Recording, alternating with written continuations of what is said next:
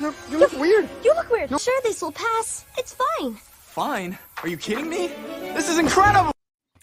You guys feel incredible tonight? Yeah. You guys a video supposed to be playing? Yeah, and I that can't was see it? What's incredible. happening? Of course, you guys know I kind of spice it up on my episodes here. Got to make it more animated and lively. So you guys ready to talk some animation tonight? Absolutely. Let's get it on. Yeah. I'll bring my lack of knowledge to this. Right, exactly. Yeah. I like 4 things. All right. Well, just to remind the audience out there, if you love movies or collecting, go ahead and animate that like and subscribe for us tonight. If you want to comment Red Live, use those super chats. Plus, I have some funny super chat videos to play, so hopefully we get to see some of those tonight. Or definitely consider becoming a member as well. And there's collector's merch on the channel, of course. But let's get into our first kind of, I guess, surprise pre-intro topic. And so let's just start off with, so you all saw the thumbnails, right? We had this for the Collectors Club movie recommendations, and then we have this for tonight. Now, you guys probably thought it was easy to get to those, right? You always say AI now can create anything super quick, super fast, and it's perfect right away. That was not the case. I had to go through a lot of different animation styles to get the perfect ones for these episodes. So I got to see your guys' reactions and hear your thoughts on the other ones that came before this. You guys ready for this? Oh, yeah. Yeah, you guys got to let me know if we need to save these at all or if we can trash them. So let's start with, once again, this is what we ended up at. Let's see what the other options were. So this was the first one that came up. That's not bad. Are we like GTA characters? I'm like, what? That's just regular photos of us. I don't get the joke. I don't even know which one is me. Maybe the last one. Yeah. You're the last one, Huck, right there. No facial hair. Did I become Spanish all of a sudden? I know, we're all Spanish. I'm so much sexier. So I'll take that. No, he's not. That's what AI did right there. And I'm like, you know what? Hotter. This is not right. This doesn't feel like the vibe here. So let's try it again. And then we had this. Yeah. You look very nervous. As that's like How to Train Your Dragon looking. Yeah, I don't know what happened with this one.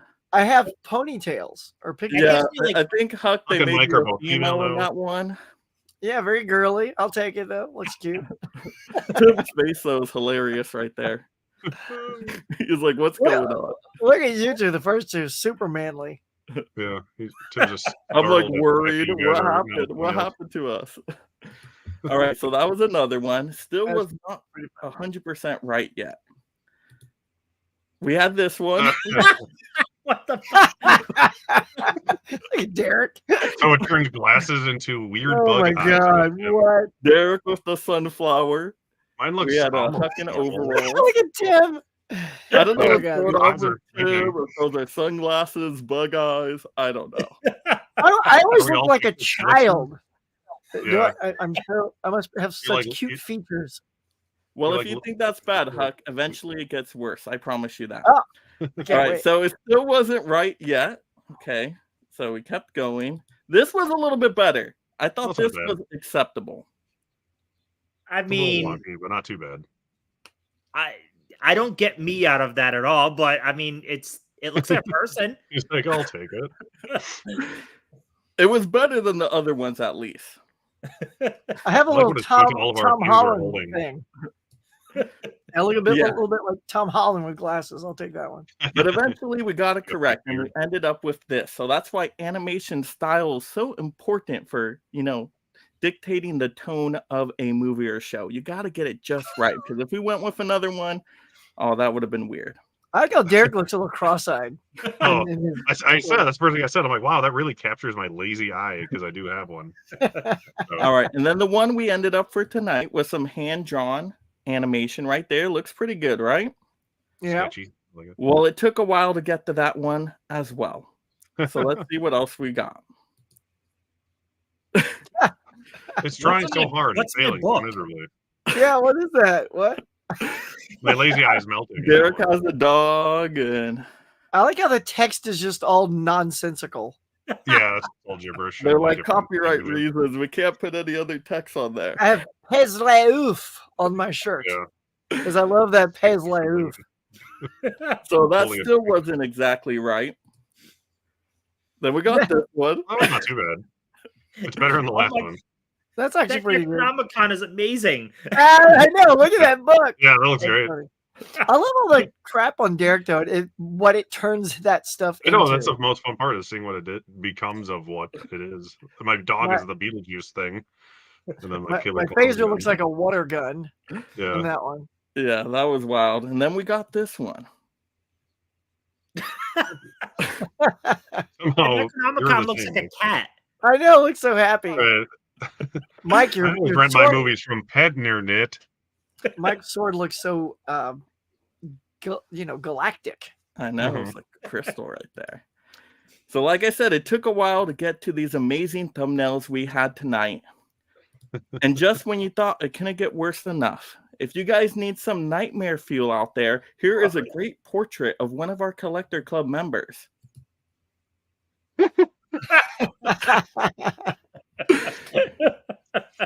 So there you go. That's how it all started. That was the very first attempt at anything animated, and that's what AI came up with. So do we want AI for movies? You guys decide. You look like you're 4 years old and carrying a cardboard gun. Yeah. Yeah. My nose is like all pushed up and into my head. Yeah. Your eyes are just sockets at this point. Well, that's pretty good. All right. So we're going to get into our first topic. Real quick, Tim, did you do your homework yet on these movies or no? Lack of homework, and I apologize to everybody. I've had new job situation and everything. It's just, there's more going on in my life. It's hectic. And part of my time has been to this amazing movie room, which we'll all be seeing very soon. Nice. There's that. All right. So let's get into our first main topic for this evening. We got animated versus live action. When do you want to do one over the other? So let's hear your guys' thoughts on this right here. Derek, you want to start with this one? When do you prefer live action? When do you prefer animation? I prefer animated for cartoons. I don't know. I don't really care. I guess it's like a movie is usually made the way it's supposed to be made. But if you're comparing like the Disney things like you did in the image, I will always want to watch the animated versions because I don't want to watch a half-assed remake with a huge bloated budget for a movie that I've already seen that they take all the magic out of somehow. So for those, I always animated. But as far as movies in general go or shows, I don't really care. I just like, as long as it's a good story and everything about it is well made, I don't care what it is. But if you bastardize a beautiful animated film into some crap just to make another $1 billion, I'm not a fan of. Otherwise, I'm like, whatever.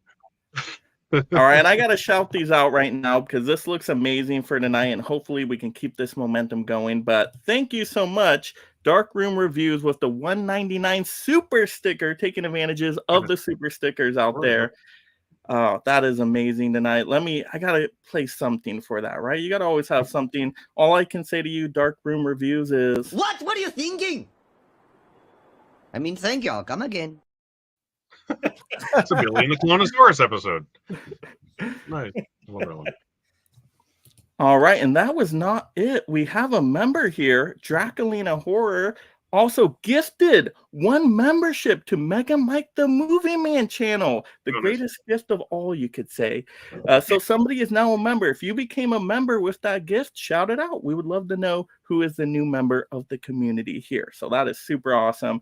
And we, of course, got to play something for that as well, because you gave a gift. Here's somebody giving a gift. I love Wall-E, man. That's so good. I'm like, I need to watch that again. It's so great. All right. Yeah.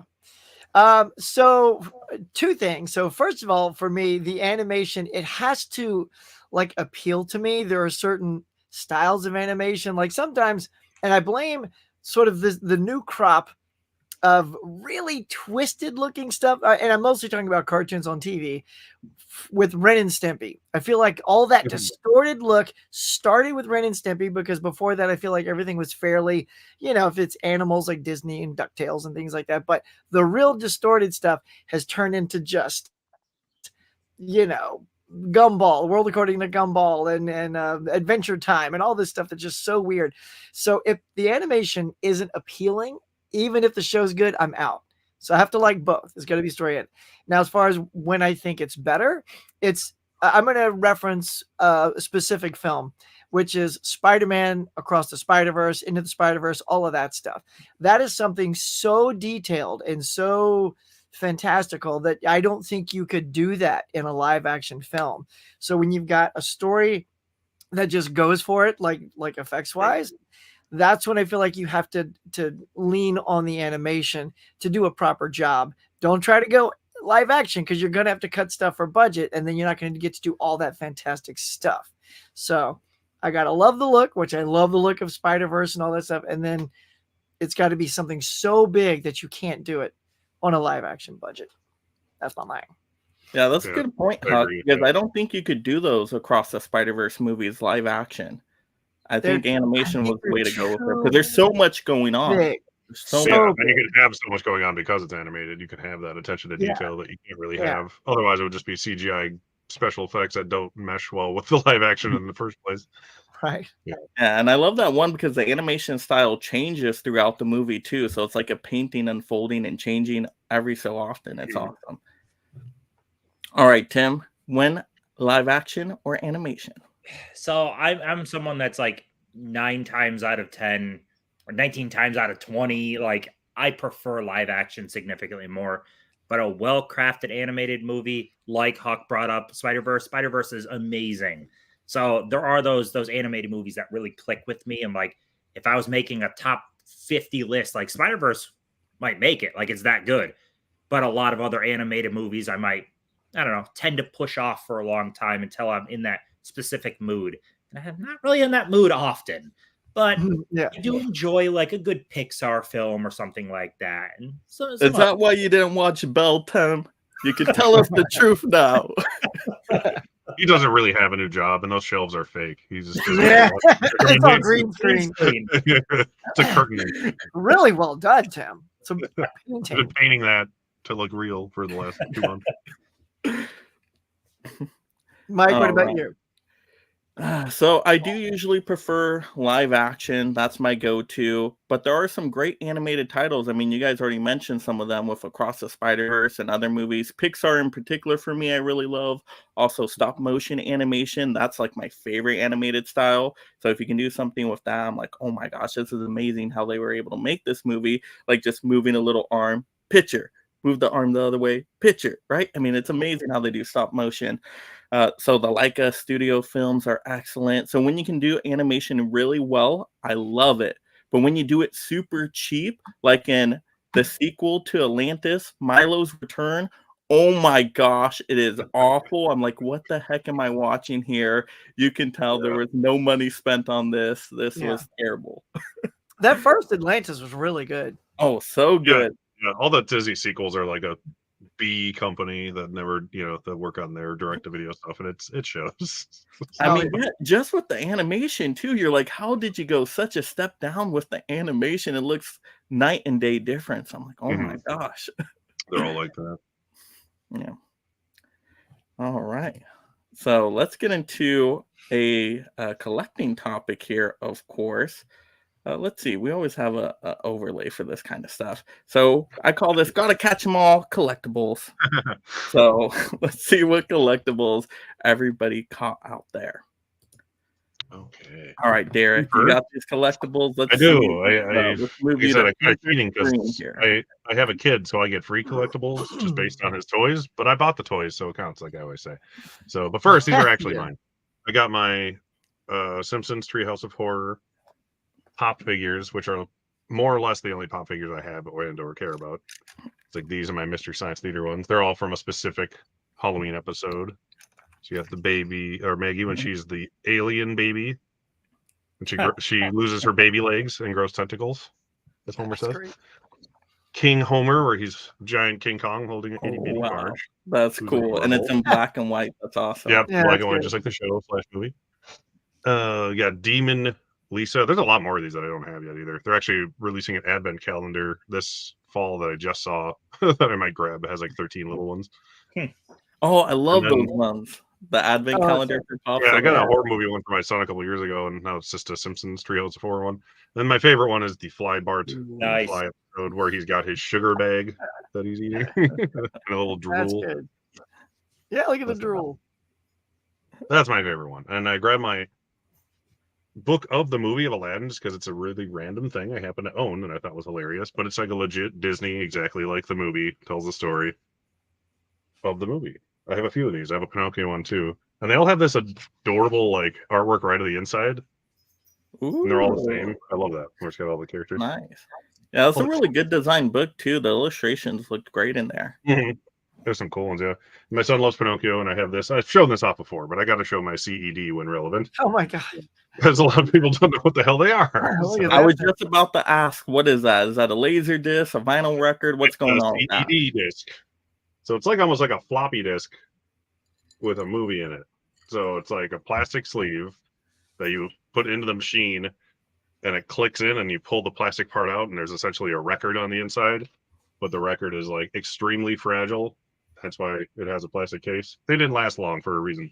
No, CDs are cool though. They're cool, yeah. When you find them and they have good artwork, they're cool to buy.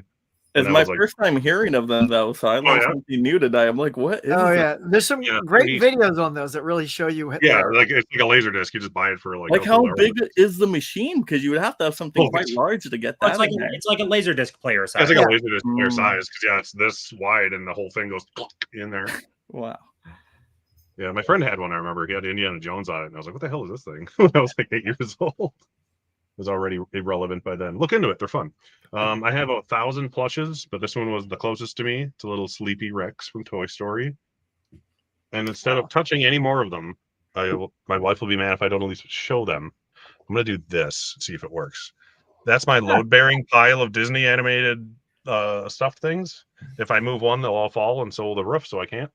So I'm just gonna do that for those. Load bearing. And then, like I said, my kid has a million toys. I got Mario and Luigi from the movie. Mario actually. Brothers. And we all love Pixar, obviously. Oh yes. So I have many a Toy Story toys. And, these are the real ones that say Andy on them, not that Bonnie crap that they have in the stores nowadays. I got Woody and Jesse, and they talk. Nice. I do have their hats; they're in the bucket. And some more obscure ones, not obscure, but here's a Sully. I have Sully and Mike, and what's Steve Buscemi's character? I can't think of it. Buzz Lightyear keeps talking when I move stuff. And I love Onward a lot. It's like the most underrated Pixar movie ever. And my son loved it too. If you have a kid or a dad or a brother, I don't know how you don't love this movie because it's adorable. So everyone needs to go see Onward. And I'll top it off with the Zurg gun. That's because it's That's hilarious that it exists. Oh, that's awesome. You gotta love a Zerg. Zerg was And such about a 800 good more one. things in there that I don't want to touch because they keep talking when I touch them. But yeah, that's the gist of my animated / Pixar collectibles. Nice. Great collectibles right there. We did have a comment come in here. Amazing Anna said, just because Mega Mike birthday is coming up, so I have to spoil him in many different ways with the $9.99 super chat. Thank you, wifey. I appreciate that. So let's see, what do we got for you? Thanks for doing this. It really means a whole lot.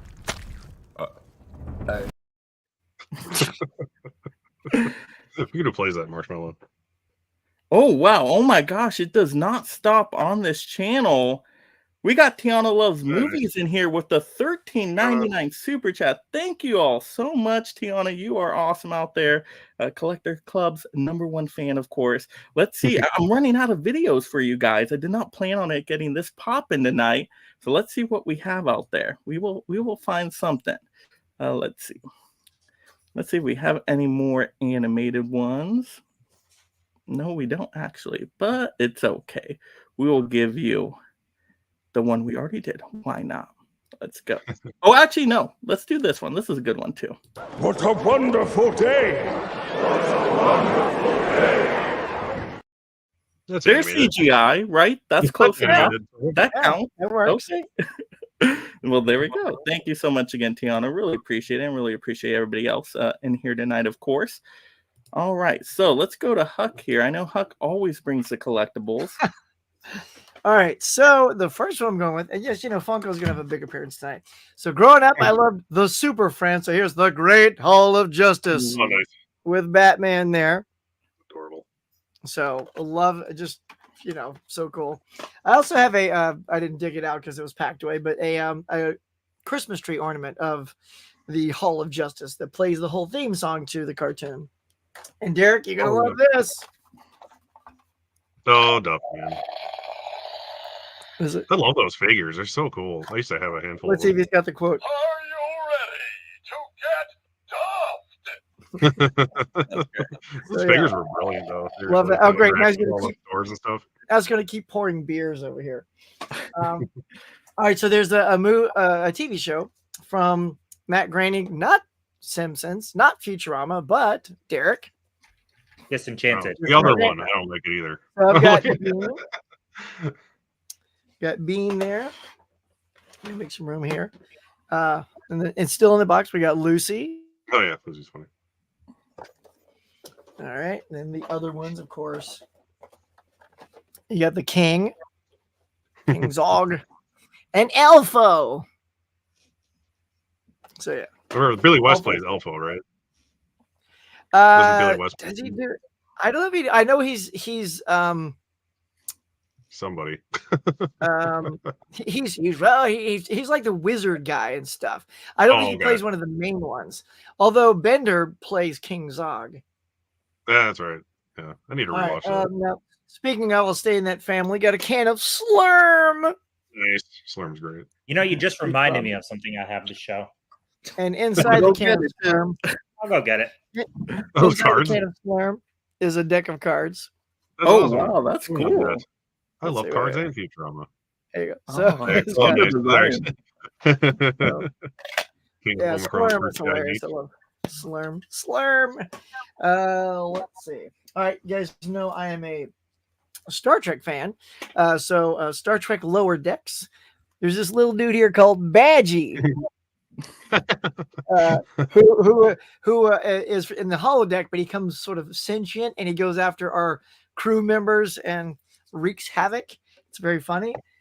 And speaking of, Tim, you'll love this. I got this great for Father's Day. My daughter knows we all love Lower Decks here. There we go. And she got me this awesome comic book. So very awesome. That's nice.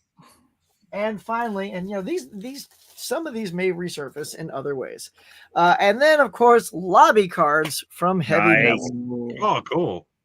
Didn't care for So- heavy metal, but lobby cards are awesome. Yeah. Plus, it Just looks try to cool. Hang on. These are really great. I mean, just the paintings are phenomenal. Oh, wow. Yeah, a lot of detail there. That's from Yeah. the last Is section. that I Ralph love Bakshi this. or whatever made that? This style is cool. There you go. I like the movies. Small. That's Alright. it. So those are my lobby cards for Heavy Metal. So there you go. There's my oh wait. And because it's a cartoon as well, the Teen Titans. Not Teen Oh, Titans nice. Go, but Teen Titans. Ooh. So I love there. those glasses. So, yeah. It's my favorite So- art style of DC is like those 70s yeah. artwork. Yeah, All man. right, Tim. So great stuff so far. As we're going along, I remembered some stuff.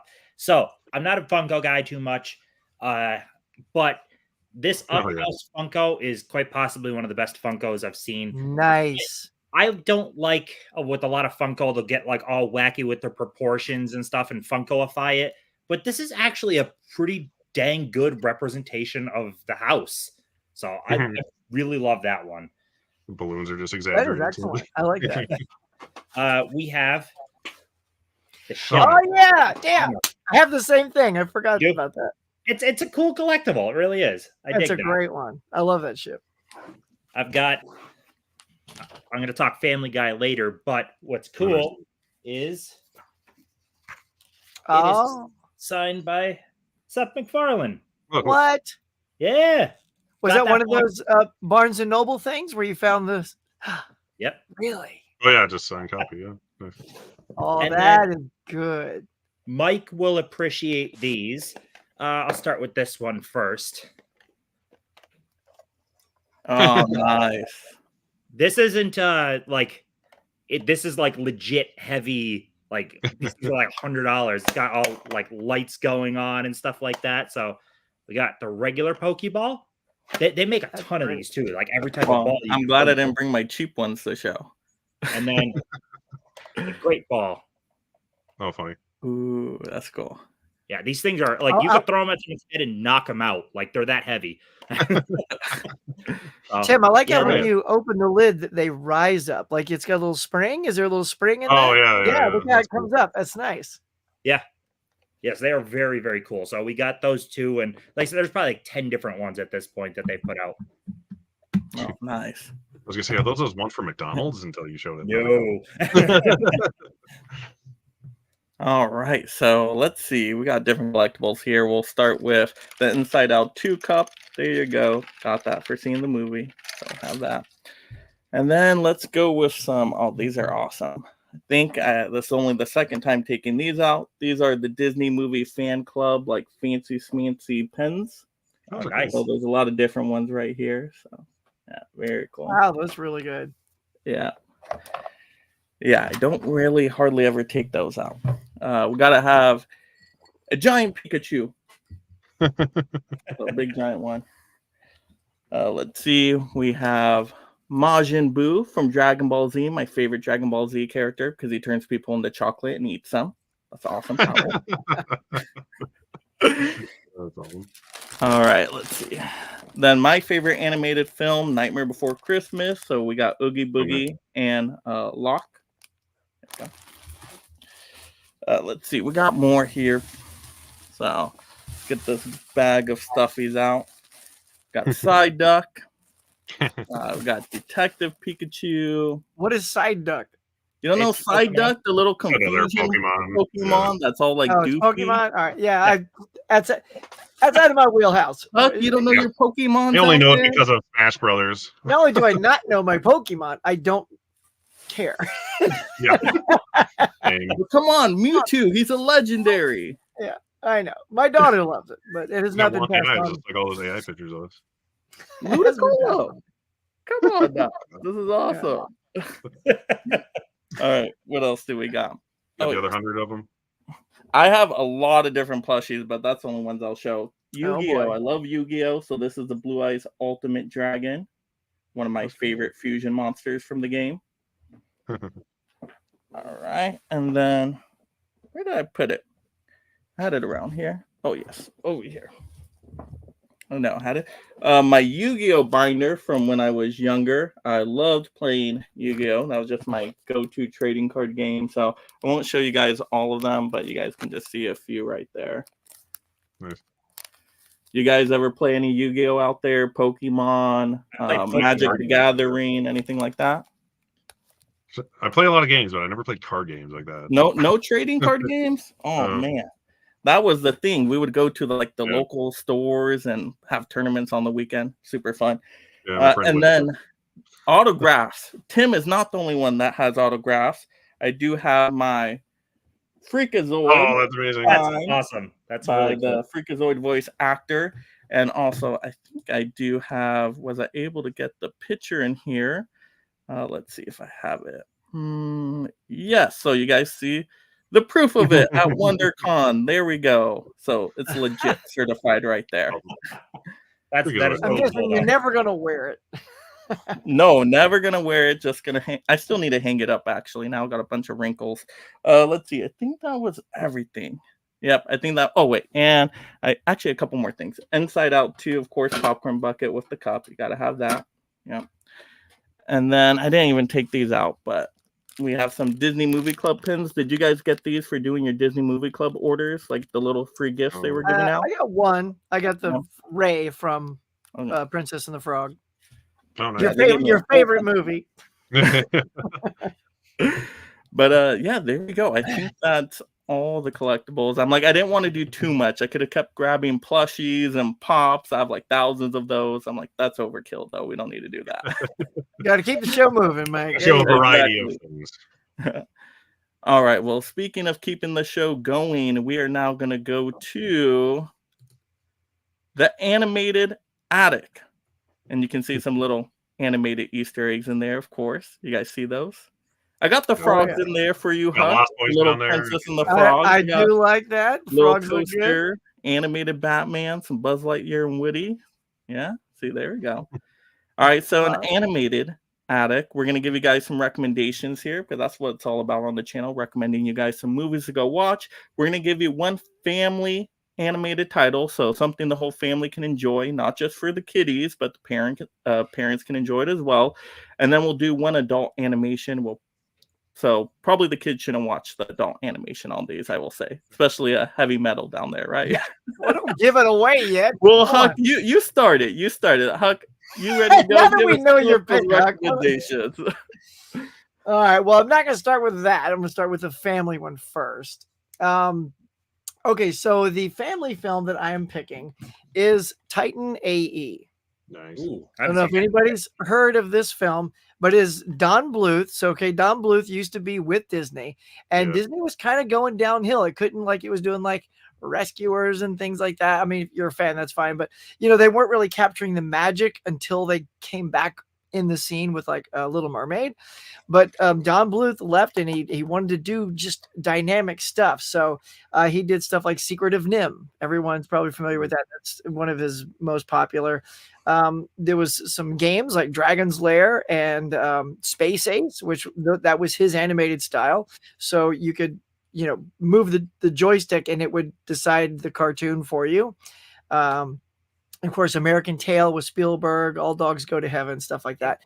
And so Titan AE, and Titan AE it's like a blockbuster with a cast. You've got Matt Damon, Drew Barrymore, Bill Pullman, Jim Cummins, who is a Disney go-to voiceover. If you don't know Jim, look him up. He's in everything that Disney does. Nathan Lane, John Leguizamo, Ron Perlman, even Tone Loc is in this movie. So it's pretty stacked with the cast. Story's kind of simple. It's like these aliens, for whatever reason, and it's not really explained, they're sort of pure energy, and they find humans a threat, I guess, to their survival. I don't know why we would be. It's not really laid out like we're wanting to go attack and kill them. But anyway, so we get it under good intel that they're coming to Earth and they're going to blow it up. So they all get on these ships, and the dad separates himself from his son because he knows it's going to be dangerous. And the son, who grows up, he's like a kid at first, and then he becomes Matt Damon. Then he's Matt Damon. And then so the ship that leaves is the Titan AE. It's after Earth. So that's the Titan. They're looking for the Titan because eventually, and this movie steals from everything, y'all. It steals from Star Wars because Bill Pullman's character seems like Han Solo. It's kind of a jerk, you know, space pirate. Dude, they even like go to turn on his ship and it powers down. He bangs the ship and it comes back on. It's like the Millennium Falcon. And then the girl goes, would it help if I got out and pushed? Just like Princess Leia. Literally, they lifted the line that Princess Leia said. I'm like, wow. And you get like some Star Trek reference because this Titan is supposed to create a planet, just like the Genesis torpedo from Star Trek 2 with the Wrath of Khan. And even at the end when they're trying to get together and find Earth and a place to live, it feels like Battlestar Galactica. So they've literally merged all these fantastic sci-fi IPs together in a nice way, but it's got that beautiful Don Bluth animation. It's almost rotoscope looking. The relationships are fine. You got Janine Garofalo playing one of the characters as well. So it's a fun film that really embraces that great hand-drawn animation. So if you haven't seen it, it's a fun flick. So nice. I've seen it in a good 20 Anybody years. Seen that? Anybody seen Yeah, not since I was a kid.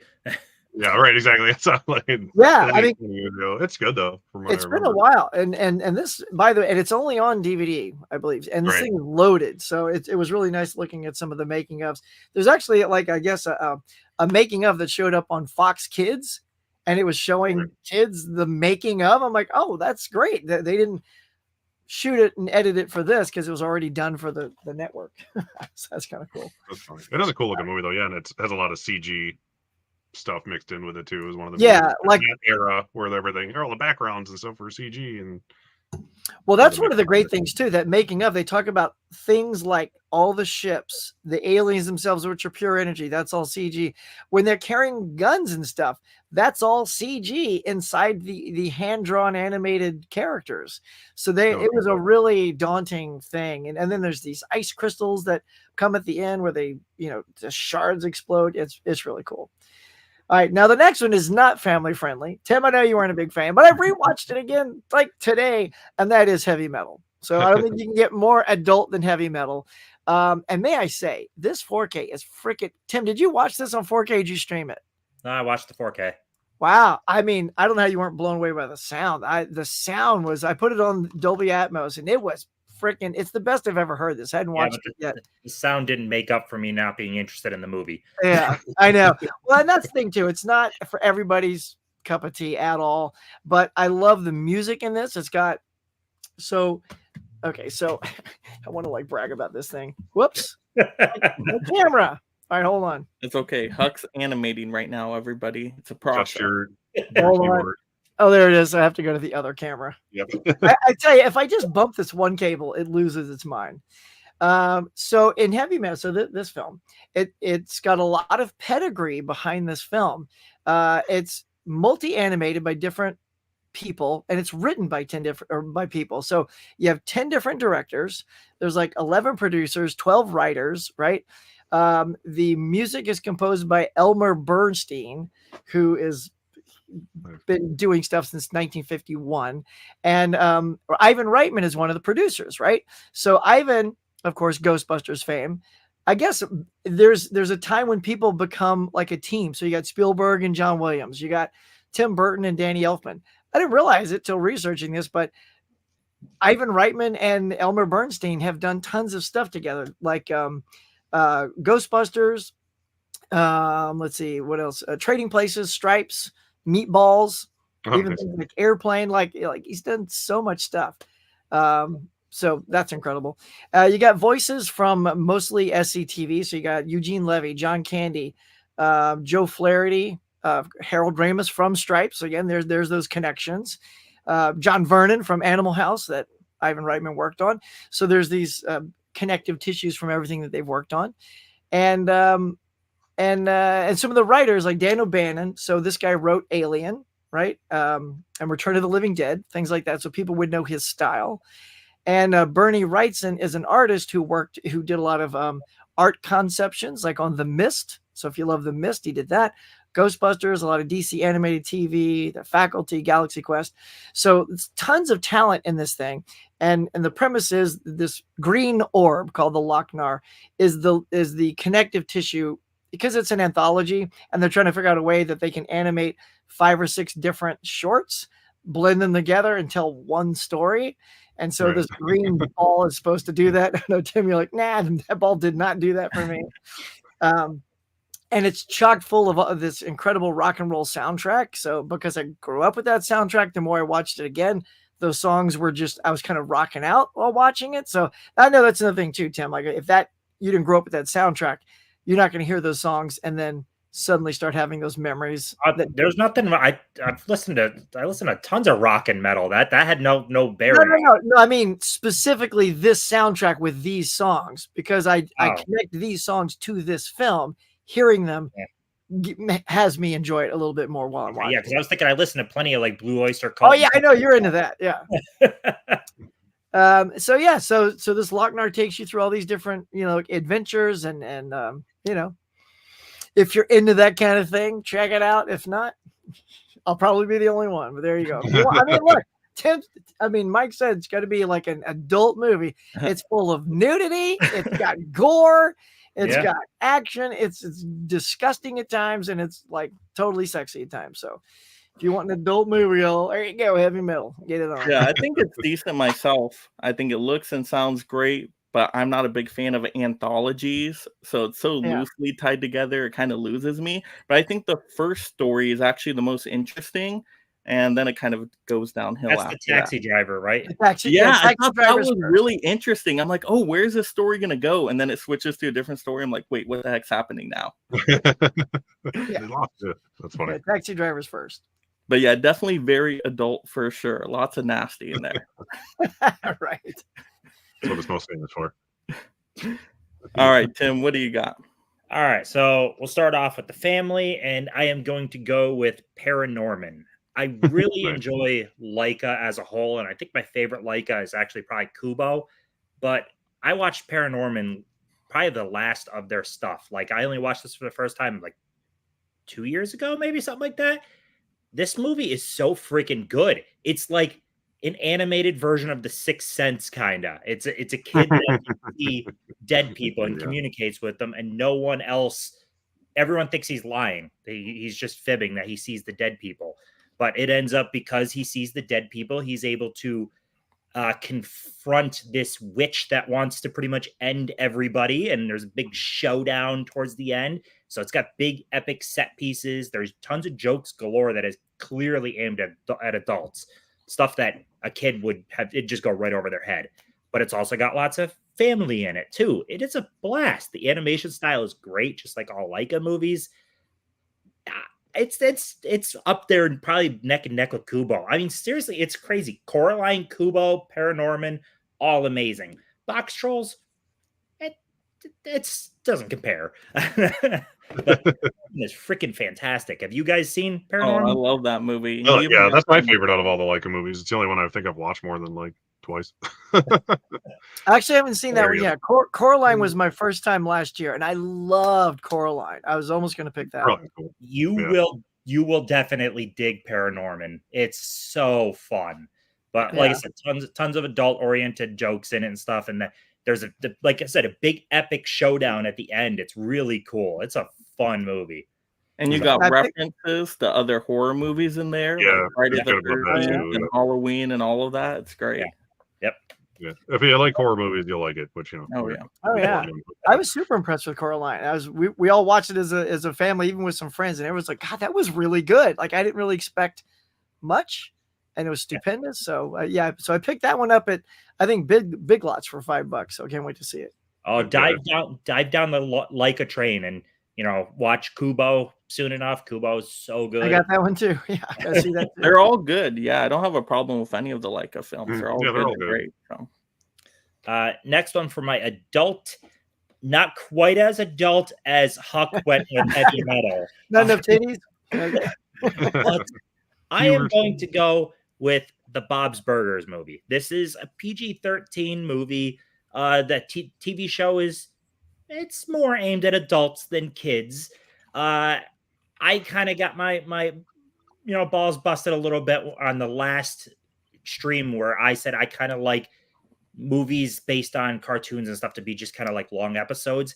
And that's kind of what this it feels like to me as a long episode. It's got the higher production quality. The animation style is, of course, higher end, but it just feels like Bob's Burgers. It doesn't have that epic grand scope of something like Simpsons did. This is all still taking place between the restaurant and kind of at the pier at the little amusement park. Like it's set places that you've already seen in the show. It just feels like a long episode, and I had a blast with it.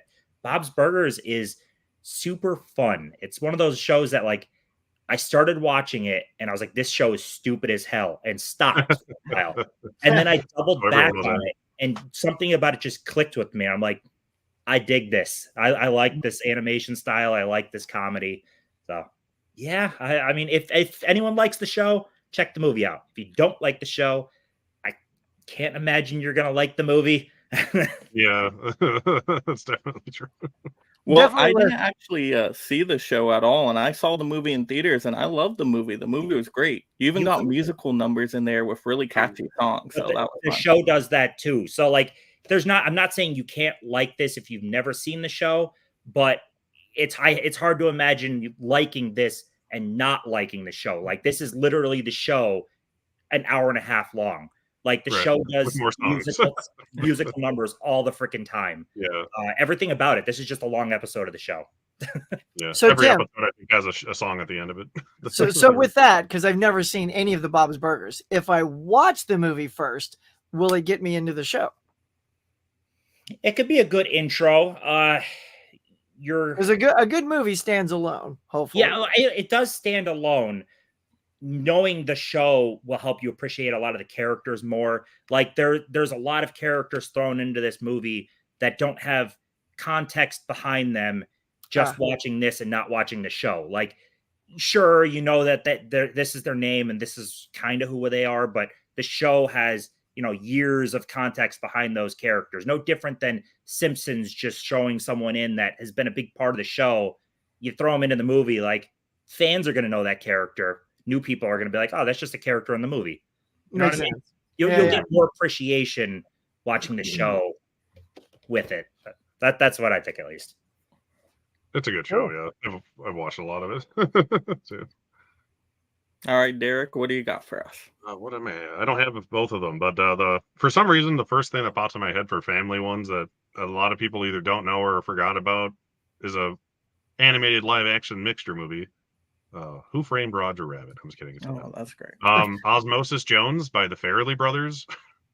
I was a diehard Farrelly Brothers fan when I was, 15 years old, because I'm a 15-year-old. So I grew up on Dumb and Dumber, and There's Something About Mary. I love all that stuff. So of course I'm going to go see this partially animated Farrelly Brothers movie in theaters like 3 times. It was rated PG. It's the hardest PG movie post 80s you'll probably ever watch. It's icky. It's gross. Bill Murray's in it, picking his nose, and throwing up. That automatically changes the rating. Yeah, like Bill Murray got upgraded. Yeah, Bill Murray and Chris Elliott in the live action scenes, and he's just the most disgusting guy ever, and he's super unhealthy, and he gets sick, and inside of his body is the animated sequences. So it's his white blood cell, played by Chris Rock, who's trying to overtake and find this new disease that's making him ill. Who's played by Lawrence Fishburne, I believe, is the disease, and he's awesome. His voice is always cool. And then David Hyde Pierce plays a cold pill that he takes. So they're like a buddy cop movie, and he's like the straight-laced cold pill, and Chris Rock's the Chris Rock as a cop character you would expect, but in animated white blood cell form. I just always enjoyed this movie. I thought it was funny. It's gross. It's just gross enough that everyone can enjoy it or be slightly off-put by it. It's perfect. But I always enjoyed the animation style a lot. I rewatched it with my kid like a couple years ago. He enjoyed it, and he was like 4 at the time. So you can watch it with anyone as long as you're not, a prude.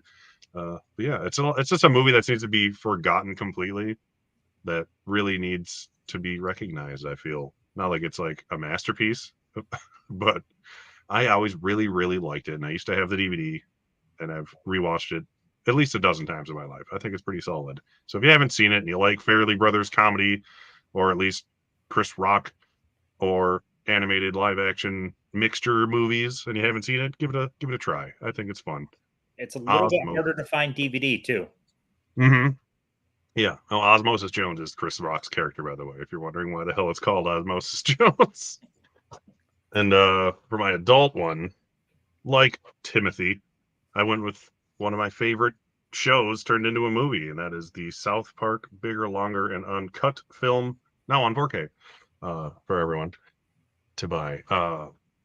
I was instantly a fan of South Park the moment I watched it. The first episode I ever watched was the first Halloween episode. I remember that. And then during that summer, I rewatched, I think it was during the second season, actually. And then I pretty much binge watched the first 2 seasons that summer. And then only after 2 seasons, they came out with the movie, which is crazy, because like The Simpsons was on for damn near 20 years before they finally got their movie. Bob's Burgers was on for several, at least. Beavis and Butthead, same thing. South Park was still pretty new when they did their movie, and it managed to become an extremely well-written musical of all things, because Trey Parker is actually a music major in college, which is funny if you don't know that, but it shows if you watch anything he's ever done. Cannibal the Musical was his first movie. It's a musical. South Park is an amazing musical. If you hate musicals, you might like it as long as you like funny stuff, because it's very crass, of course, because it's South Park. Everyone knows that.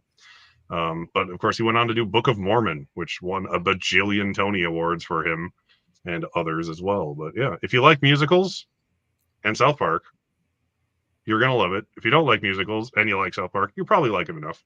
That's usually the people's biggest complaint, is that they don't like it because it's a musical. But it's one of the best musicals ever made that I've seen, as long as you can get past the naughty language. So it's a movie everyone's heard of, but I just love it. It's the only movie I've literally fell out of my seat laughing at in the theater. And it'll always have that award on its shelf. So I'm gonna go with South Park. Derek, have you seen every episode of South Park? I haven't seen the newest season, but other than that, I think I have at least once. But I've watched the first 20 seasons of it probably a dozen times. That's a lot of episodes right there. I'm impressed. I'm always in and out on South Park. It'll be like I watch an episode here or there, but only a handful. But I remember the Imagination Land episodes. Those were amazing. That turned that into a little movie because it was 3 episodes long. Yeah, but I think I have the first 17 of them on DVD and Blu-ray or whatever. Wow. And then Derek, and of course you can brag as the awards guy. It is Oscar nominated, South Park the movie. Yeah, it should have won too. Damn Phil Collins. They made fun of him for the entire season after the movie came out because they hated Phil Collins so much for stealing their Oscars. Yeah, and Robin Williams was great singing that at the Oscars. Blame Canada. Oh yeah, that was amazing. Robin Williams sang "Blame Canada." I'm sure they picked that one because you can't sing Uncle Effer. Yeah, I don't know what other song could have been nominated in that movie. But yeah, like I said, it's a brilliant musical. Every song is great, honestly. Even Uncle Effer. I actually just rewatched that a couple months ago because Brooke, now that she's 16, she's like, she's been teeing me up for this movie. She goes, I want to see South Park now. I'm like, oh, do you?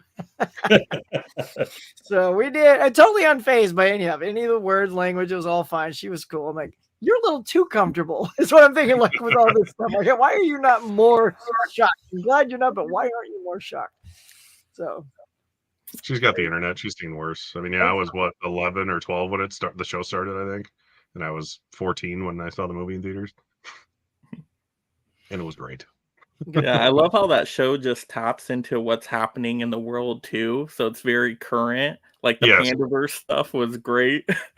Yeah, that's the best thing about the latter half of the show is when they switch their animation styles around, where they make the show, and there's a really cool documentary about it on HBO Max, I think. But they make the show in 6 days, every episode. So he writes it on the weekend, they animate it super fast, and it airs on Wednesday or whatever it is. At least back when it was on real TV. I don't even know if it still is or if it's just streaming now because I don't have cable. But yeah, it's called 6 Days to South Park or something like that. It's him and Trey Parker, Matt Stone, and Bill Hader was on the show a lot at the time. So you can see them making the episode and how fast they work through it. They're like, don't sleep for 6 days, and they pound out these episodes week after week after week after week for 6 episodes or something like that. Then they take a couple months off and then they go do it again. So yeah, it's crazy how hard they work on that show and how quickly they work on it. So Derek, as a fan, you might know about the animation. So, and I'm just asking because I don't know for sure. When they first started, they just did construction paper and moved it around and took pictures, right? But now they've designed a computer program that animates it just like that, and that's how they can knock it out so quick. Yeah, well, only the pilot, the very first episode was on construction paper, and that's the only one. Otherwise, it's all computer animated. It's all been wow. But then they just strayed away from that slowly over the years. And now it just looks amazingly detailed when they want it to. It's kind of funny. They just kind of stopped caring about making it look like construction paper after a few years. Yeah. But yeah, the first one was legitimately construction paper, stop motion animation. All right. Before we get to my recommendations, just diving into the comments real quick. We got a member in here, Caleb. Wow, sick popcorn bucket. Thank you so much, Caleb. I appreciate it. Draculina saying, do you collect Disney pins? Very randomly. It's not consistent at all. So I don't have a massive collection, but a little bit here and there. Let's see. Tiana saying, I love Tool. I'm going to watch that video. I want to know why. I don't know what that's referencing. Did you guys catch that? We all love Tool. What's the Tool? What does that mean? The band Tool? The band Tool. See, I do not know music. So when you start speaking music to me, I'm like, what are you talking about? I don't know. What does this mean? These Beatles you guys are talking about. Damn, Tool's been around for 30 some years. Yeah. That's older than me. So yeah, definitely don't know them. All right, let's see. Yeah, a lot of great comments in here. Of course, we got Corey jumping in here. We got Smirk in here, of course. So awesome. Thank you guys for being here in the audience today. So getting to my recommendations here, my family recommendation, let me start naming some of the voice casts and you guys tell me if you can guess the movie. We got Ray Fiennes in here. We got Jeff Goldblum in here. We got Steve Martin. We got Martin Short. No, do you guys know yet? We got Mariah Carey. Oh, yeah. Here. Is the Emperor's New Groove? No, but Mariah Carey. Like the only thing Mariah Carey's in that I could Prince think of. of Oh, Egypt. yeah, I forgot Here that we Martin Martin was in that. go. Awesome movie and a a good beautiful movie. 4K, by the way. It's all like gold too, which is really nice. But yeah, I just watched this one again today, and I remember this one from my childhood, and it still keeps up. The music is amazing in here because one of the composers is Hans Zimmer, so you know it's quality. So it's basically a family musical, but it goes over the Exodus story in the Bible. But I think this movie is just entertaining enough, even if you're not religious at all. I think you can still enjoy this as a family. Good themes and messages in here. Once again, the voice cast work is great. The musical number is fantastic. And it's a short movie too. So yes, definitely a great way to get this story. So yeah, Prince of Egypt. I really like this one. And there's some thrilling moments too when it gets to the end and the parting of the Red Seas and Ramses is coming after them and all that stuff. That's really intense. So have you guys seen Prince of Egypt at all? Yeah. I have. It's been a while. Long time DreamWorks ago. had a good streak of hand-drawn animated movies there for a couple years before they completely went out of fashion. Yeah, that's my What was the favorite other one they did? It DreamWorks one, I think.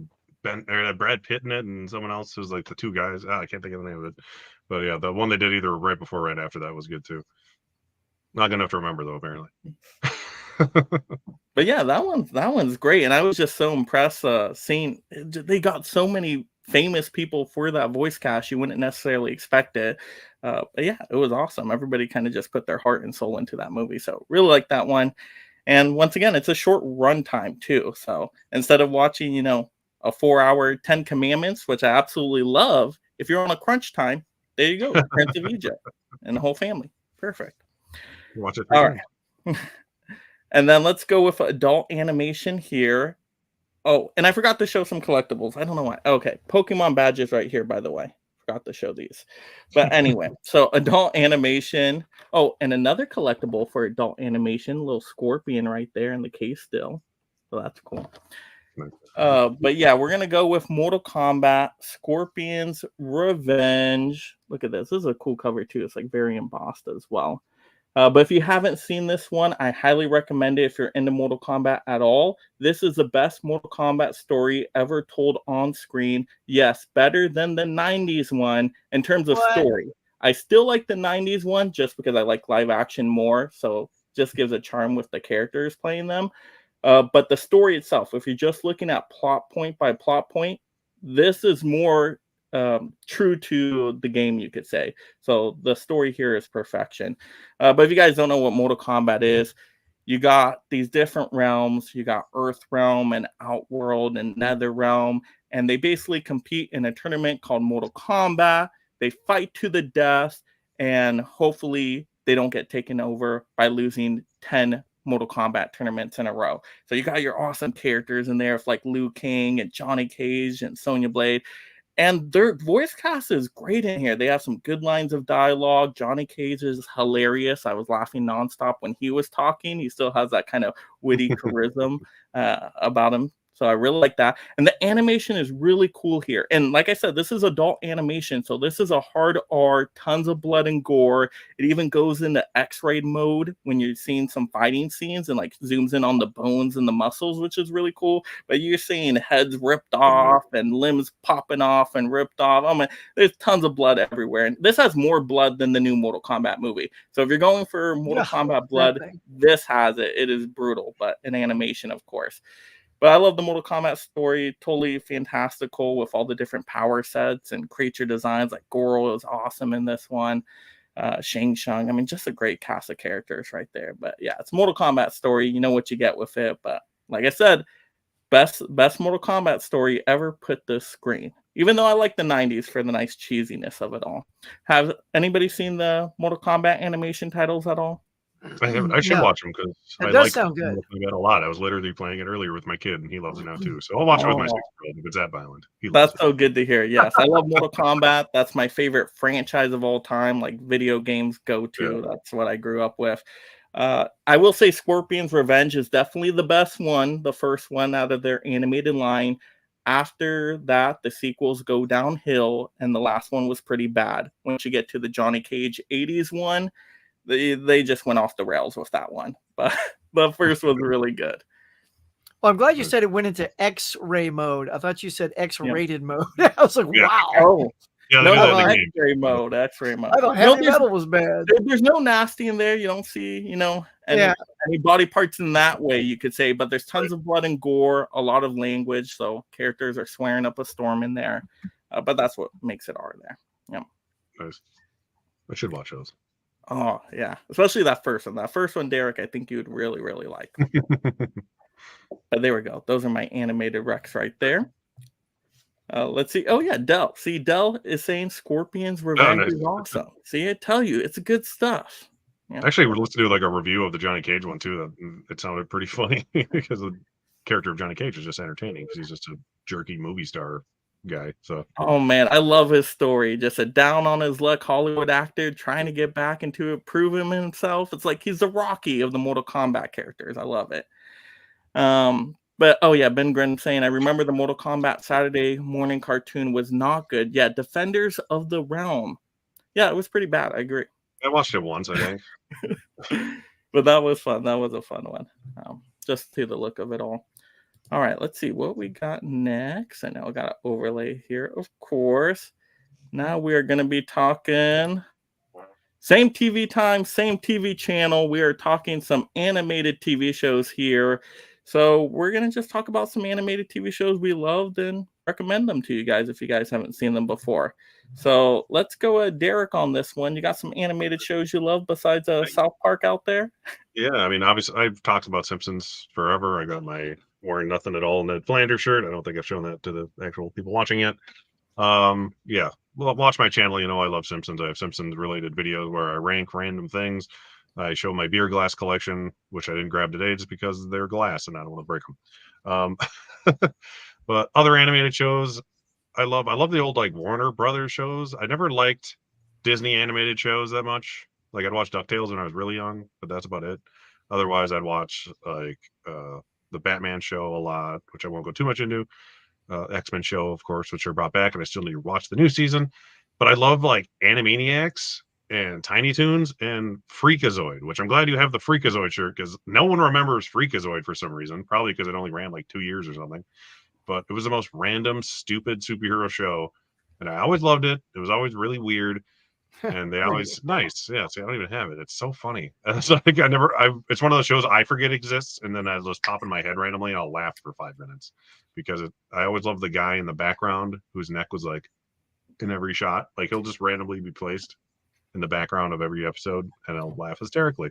But my favorite cartoon that no one ever talks about is The Critic, which maybe this is the spawning of why I love movies. Who knows? But if you like The Simpsons and that kind of humor, this was also it started on ABC actually. It ran for 13 episodes on ABC, then it moved to Fox for a whopping 10 episodes. So there's only I think 23 episodes of this. It's great. They switched animation styles slightly in between. And it was, if you remember that episode of Simpsons with Jay Sherman on it, that's when it moved to Fox, and that's why he was on that show to promote this, essentially. But yeah, it's just, he's basically Siskel and Ebert rolled into one. He hates every movie except for, Citizen Kane and all the classics. Half of the things I know about older movies, I know because of references from this show that I watched as a kid. They make fun of, Arnold Schwarzenegger action cliches. They do parodies, which I also love, if you don't know, of movies that were current at the time, like Jurassic Park and Terminator and such. So yeah, if you love movies and you love making fun of movies, which I obviously am a fan, and you like humor like The Simpsons, The Critic is for you. It's hilarious. And it's John Lovitz, and he's like one of my favorite people ever. So it stinks. I'll just say that. All right. Tim Talks TV. What do we got? All right, so I kind of break up TV cartoon stuff into like a couple of different categories where like there's the stuff that adult Tim would still put on at any time, like Family Guy and Bob's Burgers. I still enjoy these. These are current running. Adult me enjoys it. Then there's the ones that are based on nostalgia, like a DuckTales and things like that, where like if I was just getting into it, maybe I wouldn't enjoy it as much, but I put on those nostalgia blinders. I enjoy them. But the type of cartoons that I miss that we don't really get anymore is where the heck are the cartoons, though, that are based on big movie IPs? Right. Like, we used to have a Men in Black cartoon.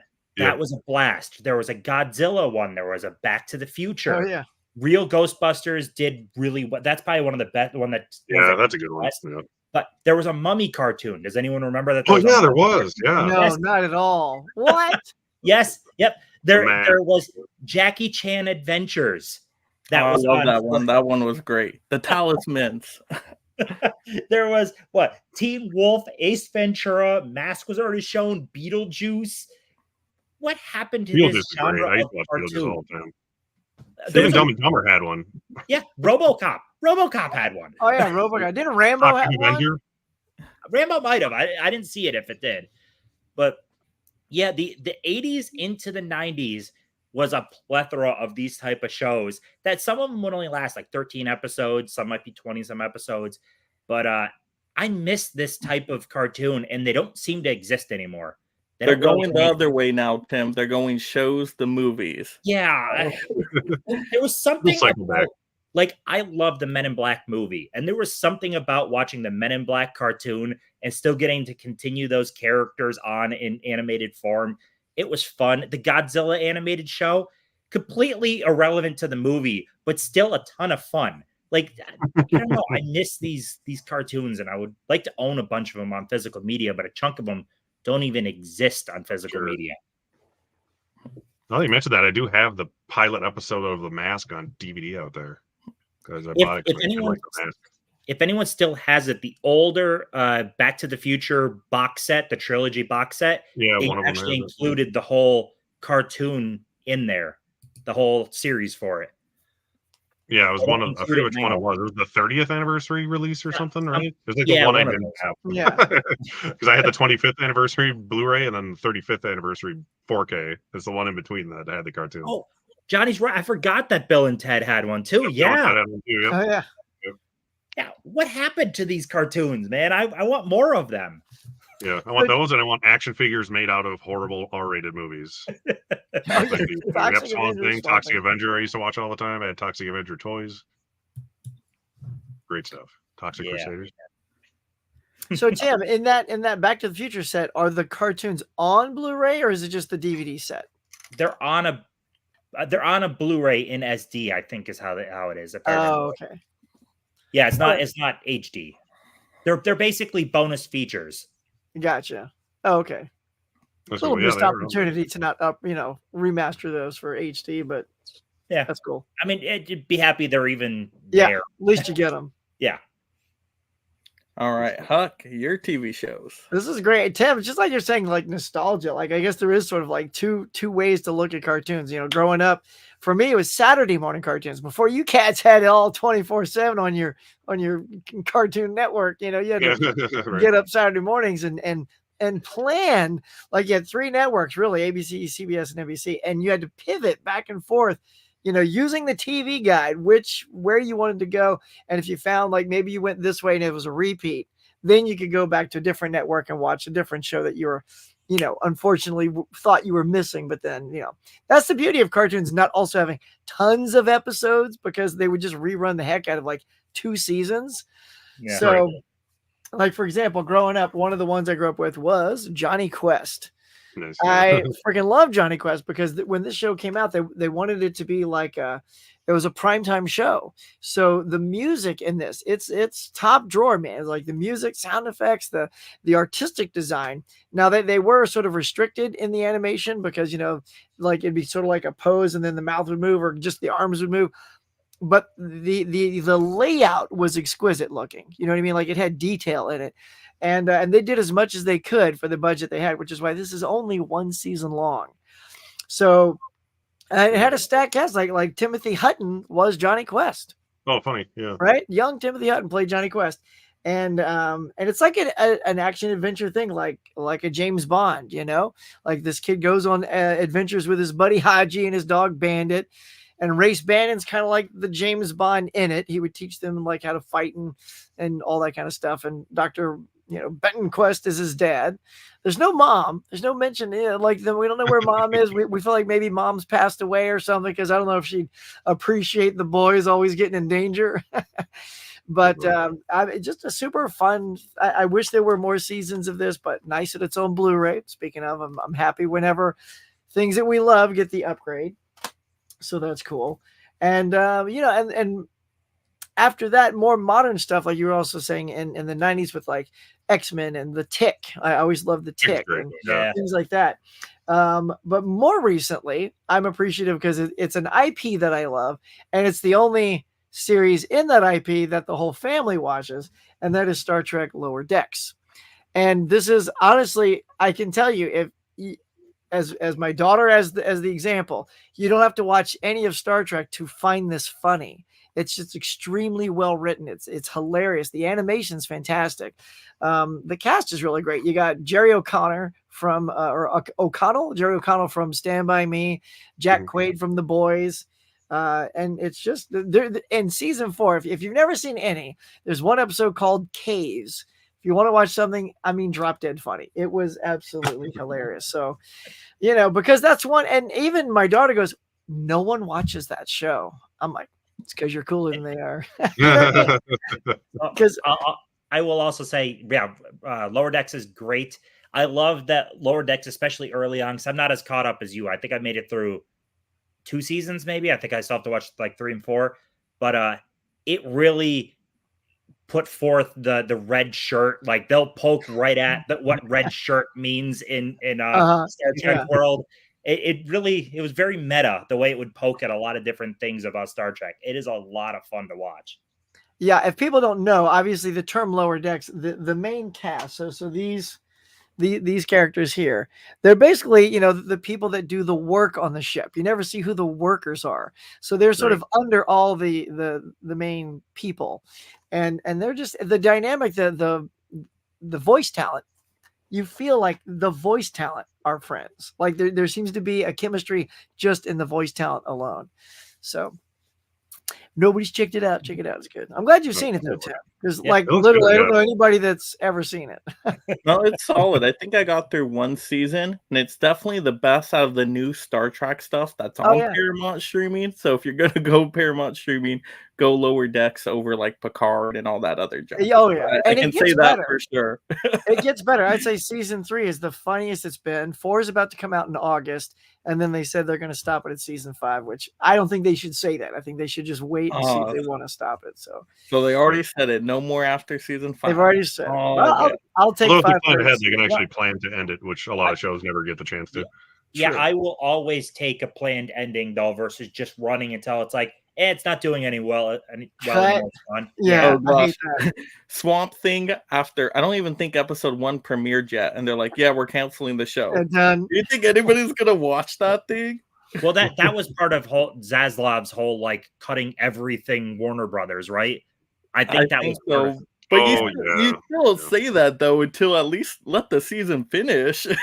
Yeah, that guy doesn't care about anything. With DCU and all of that, they're like, "Oh yeah, the next ones don't mean nothing." Well, you think people are gonna watch them at that point, right? And did anybody see Thundar the Barbarian? No. Oh my God, no. Okay, what is that? Is that like Thundar the Barbarian's brother? So basically, a meteor passes between the Earth and the Moon, causing the Moon to crack, and then the world's in devastation. One of those post-apocalyptic things. So Thundar is basically Conan. There's a sorceress named Ariel, and then this Wookiee. We're just gonna say, look, flat out, they're ripping off a Wookiee. His name is Ukla, and he goes, "Rah!" It's like literally a bad Chewbacca. And but it's well animated. I think there was who's the guy? Jack Kirby from Marvel. One of the original artists. Yeah. He had a lot to do with the look of everything on this show. Cool. And just again the paintings and the backgrounds, and it was just and he has a sun sword. literally a rip off of a lightsaber, but it's a sun sword. So, if you haven't seen Thundar, check that out too. That's funny. Laser sword. Fish said he knows Thundar.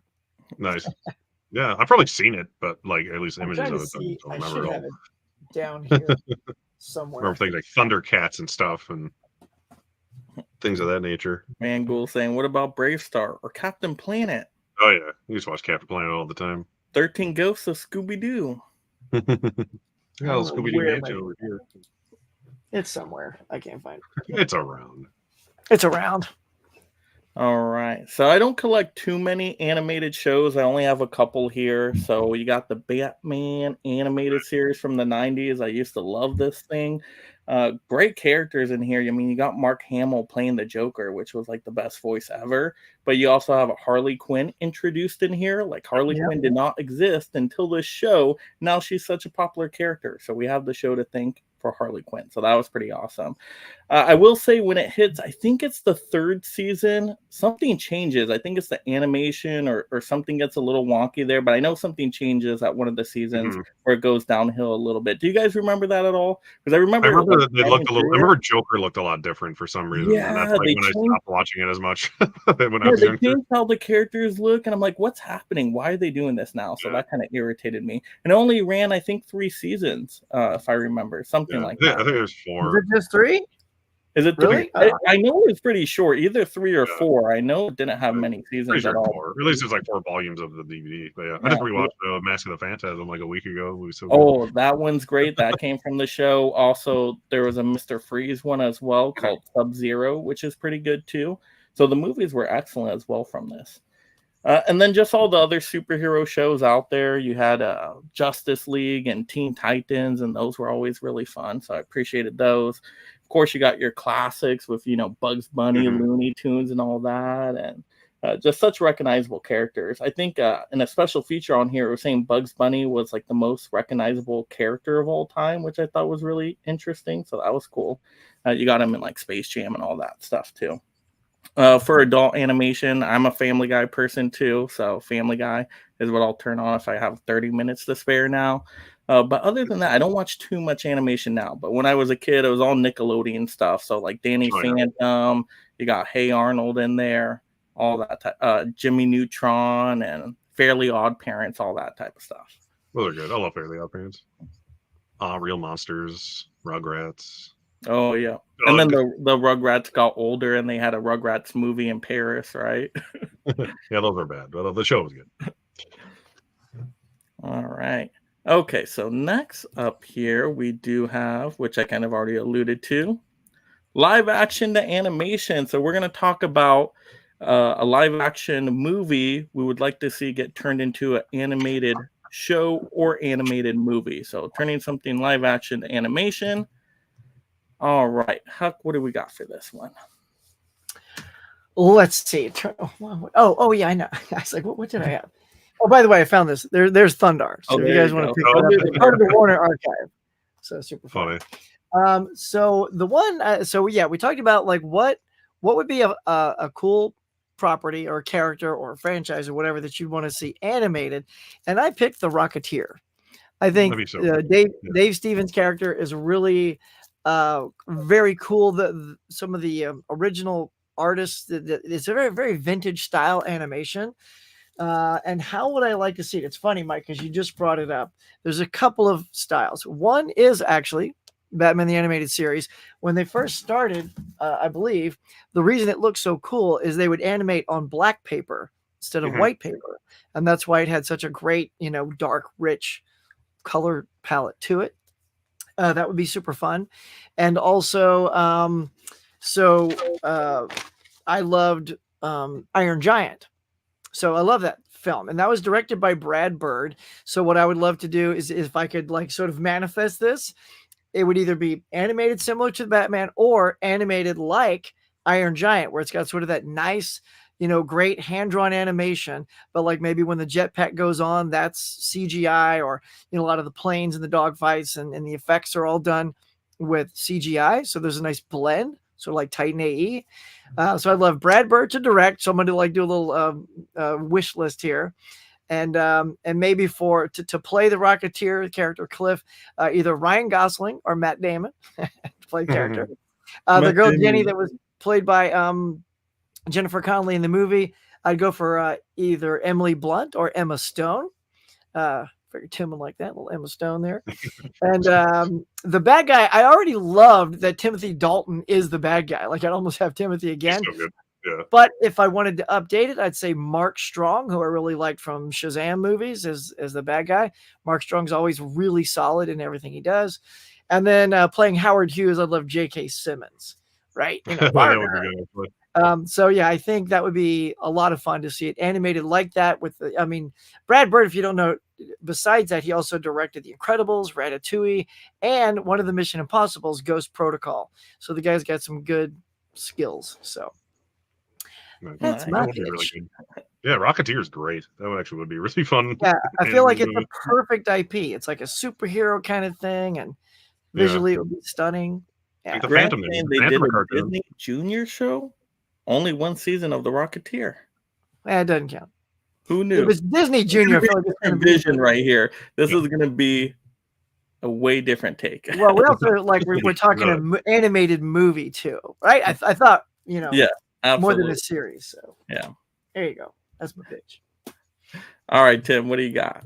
Were we thinking movie? I was thinking animated show. You can do movie, show, anything live action too. Okay. So I have a very specific want. Bruce Campbell is too old to realistically play Ash anymore. What I want is an Evil Dead cartoon, and I want it to pick up as the portal opens at the end of Evil Dead 2. I want a live action recap that everything that happened in Army of Darkness was just a bad memory. He goes through the portal and he's all of the sudden animated on the other side. And I want like a 13 episode arc, all in animation, all Evil Dead, written and directed still by Sam Raimi. I want everyone involved in Evil Dead to still be involved in it. I want it to be super bloody. I want it to be in SD 4:3 ratio, and I want it on like VHS. And I want wow, that's so specific. Make it look like an old TV show. Exactly. I want it to be the 90s, 80s into 90s animation style. I want you to be able to watch it and be like, this slided right in there with like RoboCop and stuff like that. That's what I want. That would be awesome. Man, that's we don't great. get a DVD, no Blu-rays, no 4K, VHS. Yeah. Only a really bad DVD, just so. Yeah, it could have a DVD, but it has to be an SD 4:3 ratio. No upgrading this to HD. I want it to fully look like it belonged back then. You want it to hurt people's eyes. I gotcha. That would be fun. And Campbell does all the voice still, right? Oh yeah, he's of course Ash. Yeah. The voice hasn't aged, that's for sure. So I would spend take my money. And you have to put that on a good network so you can really get that gore up, like a Netflix or something like that, right? You're thinking super nasty. Yeah. I don't know who would maybe like a Shudder would work. I don't trust any of the I don't know. Right. I just want it to to I don't know who would put it out on, you don't want Disney to have that one, Tim? No. I'll pass on that. Say Warner Brothers could have it, but then they would cancel it after the first episode and tell you about it. All right, Derek, what are you thinking? Yeah, this was awkward for some reason, but I was like, I don't know what I would do. And then instantly the first thing I thought of was specifically this movie, but any Mad Max would make an amazing cartoon. But like turning this specific one, because it's so kinetic and crazy, and like just the George Miller fast cutting eyeballs literally popping out at you style would look so amazing in like a Spider-Verse style, because they're equal. This is about as close in live action as I think you could get to something like Spider-Verse, where there's a ridiculous attention to detail. Everything's moving at like breakneck speed. It's like literally a 2-hour-long car chase, yet it's like one of the greatest things ever made somehow. But I think a Mad Max could be a series too. That would still be fun. But just a Mad Max Fury Road-esque movie in Spider-Verse style animation would be so fun. And you wouldn't lose much of the gore and style and effects of this because I think it would just translate over perfectly. Yeah, and George Miller will, of course, have to do it. Yeah, definitely a movie, right? You said movie. Oh yeah, I mean, it would be a fun show too, probably, but I don't know. I would prefer a movie. I don't Too have much that much sand for that many episodes. Yeah. Because there's a lot of story in the Mad Max lore, so you could do a series or at least a few of them, but at least one really solid movie like that. Have Tom Hardy play Mad Max, why not? Or have Mel Gibson play him. Could just have his voice and have it be Mel Gibson again with full Australian Mel Gibson. That'd be hilarious. That would be. That's an interesting choice. Cool. Yeah, I thought it was like that'd be fun. I want to do that. See, you won't get bored of the Evil Dead show. Ash could be all over the place. Yep. Just have Bruce Campbell play Mad Max too. It doesn't matter who plays him. And the Rocketeer. Screw it, he's the Rocketeer too. Yeah. He'd be a rocket. He would be a great Rocketeer. Even when the movie came out, he would have been great. Actually, you know what? Just retroactively, he almost got the role of the Phantom. Yep. Like a Phantom cartoon where he is playing the Phantom then instead of Billy Zane. There was a Phantom cartoon also. I remember that. Yes, but I will take one where Bruce is the Phantom. Slam Evil. Slam Evil. Best tagline ever. All right, Mike, what you got? So for my choice, I wanted to go with something that's not as well known, a little bit more of a cult classic to kind of give it a second life. I wanted to do something that was family orientated. I know you guys were saying more things that could be R-rated. I'm like, no, we got to get the kids involved here. It's something good for the whole family, but a horror movie, so a gateway horror. So we would go with The Gate. I don't think The Gate has anything animated. So let's take this and let's turn it into an animated movie. And I think you could do a lot with it. Actually go into the gate portal instead of just stuff coming out of the gate. Go more to the portal so you can see more of the crazy creatures in there.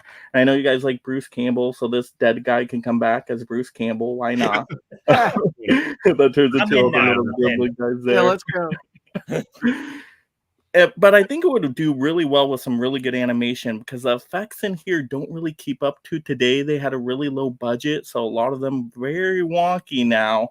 So I think animation would make it look really, really good. And I don't know, what style would I go with? Maybe classic, like Black Cauldron style. I think I would go that way with it. Or if you want to do Across the Spider-Verse and go really fancy smancy, you could go that way too. Why not? I can see it like an older, like that era of Disney animation being cool for that, like Black Cauldron, like in the weird crux of like when people stopped caring about Disney animation, where it looked cool, or like heavy metal style, even like a Ralph Bashki style animation or whatever. Oh, Bashki! Yeah, and it'd be perfect. Fantasy horror movie right there, something a little bit different. I like that. Mm-hmm. That's a cool movie too. Yeah. All right. Stephen Dorff. All right, so our last thing here, and Huck, you can kind of take it away on what we're doing for the recommendations, right? Let the fans decide. So, Huck, what is this one all about here? All right. Before we list off our movies we got. So one of our listeners, subscribers, fans, her name is Merja. She is from Finland, and she came up with this idea. She says, I love watching you guys in the Collectors Club. It's super fun, but I have an idea. What if you let us, like the viewers and the subscribers, pick your next recommendations, to create a little bit more connection with you guys, a little bit more interaction. So I put the word out on my channel and all the socials to see what kind of titles would just pop up from tons of people, because they don't know what we've seen and what we haven't seen. So what we did is we took all of the recommendations and just threw them into one big pool, and then we all just sort of picked 3, at random, try to spread the love if we could, and went from there and thought, okay, these are the 3 that I want to check out. So all right. So, Huck, what titles did you end up with? And if you can say who they're from too, that would be awesome. Yeah. So, of course, I had to pick one from Marriott. She said that This Is England is the one she really wanted me to see. So I, without hesitation, she had a lot of great recommendations, a lot of stuff I haven't seen. But I'm going to go ahead and jump on that one. Number 2 is going to be from Movie Warehouse 4000. He threw out a movie called 13 with Jason Statham. I'm a huge Statham fan, so I figured I might have some fun with that one. And I haven't seen this yet. 4K Lowdown, David recommended Black Klansman, and I jumped on that one because it is one I've been really wanting to see. And that's kind of why I love these recommendations. It's like sometimes we just... I'll get to it, kind of thing. Yeah. But this forces you to just grab it and go, I'm going to watch it. So those are the 3 I'm taking. How about you guys? Nice. All right. So looking over, Merha recommended a lot of interesting stuff. Yeah, she did. I grabbed from 3 separate people. First one's from her. It's I, Daniel Blake, which I've never heard of, but the description sounded good. Yeah. And she said it's very bleak and realistic. And the word bleak. You're like, that's just the movie. It's a sad one. You'll love it. Next one is from Michael. I got Vanishing Point. I've had Vanishing Point over on the Blu-ray for like a year now. Never got around to watching it. I know it's supposed to be a damn good movie, so why not watch it now? Finally, watch the movies I purchase. Crazy, right? And then the last one I got is from 4K Lowdown. It's Before the Devil Knows You're Dead, which I also have the Blu-ray for. That's a good one. I've never watched it. Sweet. That's a good one. Isn't that the best though? You've already got the movie and it's just been sitting there. You're like, finally, I'm gonna watch it now. Yep. Those are the best ones. Love that. All right.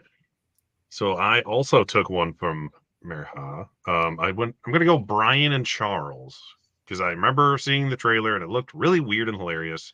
And it stars one of Ricky Gervais's buddies who's in the show Derek, no relation, which I love. I love the show Derek. If you haven't seen it, if you want to watch a hilarious show that makes you cry every episode, go watch Derek.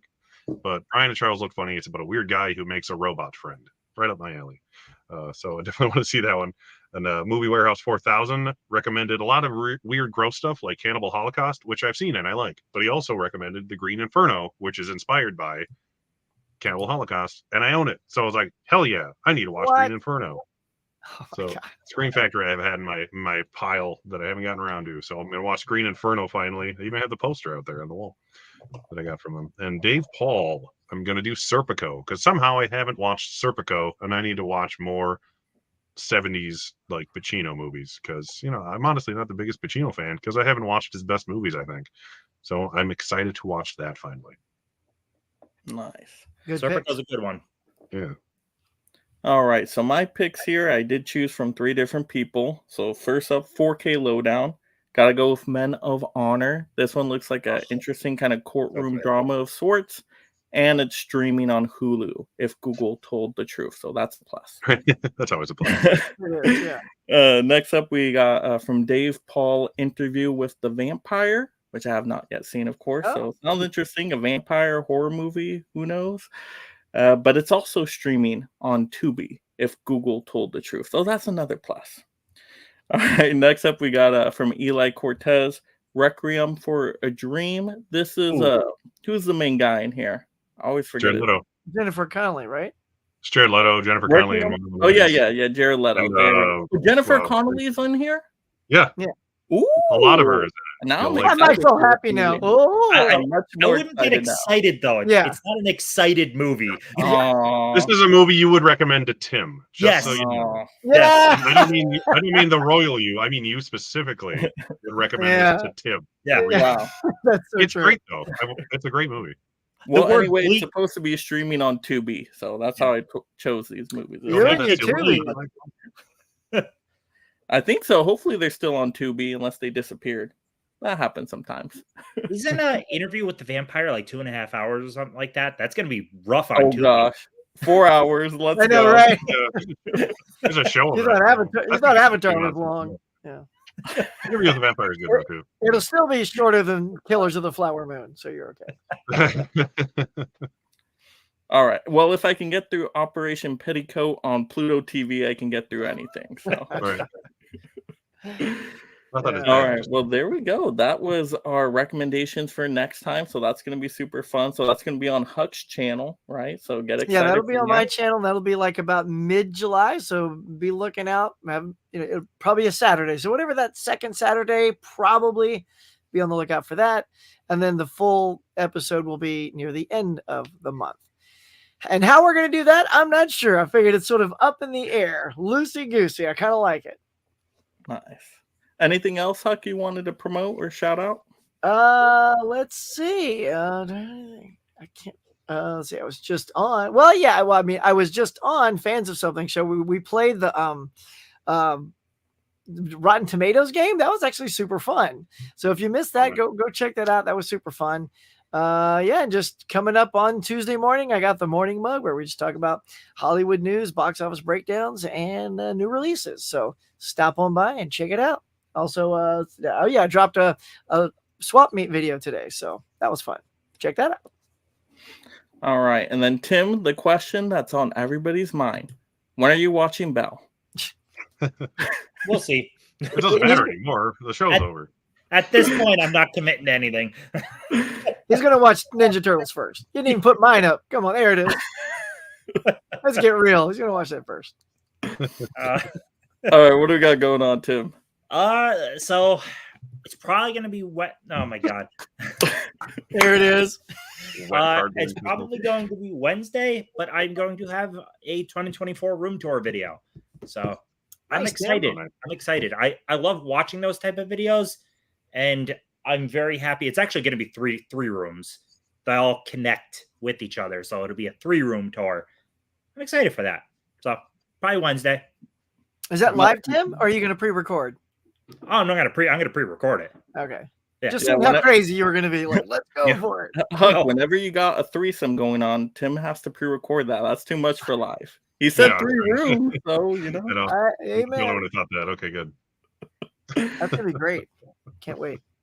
All right, Derek. Yeah, I have nothing coming up. I'll be honest. I've been taking a mental health / I don't want to buy anything break, so that's where I am right now. I do want to do more bad movie Bible videos because those don't cost me anything. I just need to get the motivation to record them. I have at least 7 movies out there that I have like lined up to do them with. I just need to sit my ass down and watch them and do them. Well, so Derek, those whenever eventually. you're looking for motivation, just remember this. Remember, I could look like that. Good Lord. All right, nice. For my channel, you guys know me already. I will point you to a couple animated videos, though. I'll link those in the description after the show ends. You can check out our Collectors Club recommendation stream that we did last time. If you haven't seen it yet, we recommended some awesome animated titles and discussed them and ranked and reviewed them. So definitely check that out.